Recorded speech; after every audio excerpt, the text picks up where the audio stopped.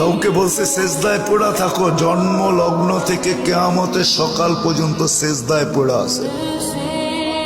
ও আমাদেরকে জিজ্ঞেস করেন, আকাশের ভিতরে সেজদায় পড়া থাকতে বলছে, ও জন্ম লগ্ন থেকে কিয়ামতের সকাল পর্যন্ত ওয়াহুয়া সাজিদ, সেজদায় পড়া আছে। লা ইয়াগফাল ওয়ালা ইয়ালতাফিত, না বিমুখ হওয়ার সুযোগ আছে, না এদিক ওদিক তাকানোর সুযোগ আছে। আল্লাহকে বাধ্য করছেন, আমাদেরকে ইচ্ছা স্বাধীনতা দিচ্ছেন। এই জন্য আমরা যা খুশি তা বলতে পারি। বলেন, সারাদিন মানুষ সবচেয়ে বেশি গালি কাকে দেয় জানেন? কাকে? আল্লাহকে। বিশ্বাস হয় না? আপনি তো নাউজুবিল্লাহ পড়তেছেন, ঠিক না? আপনিও তো গ্রাম দেশের মানুষ।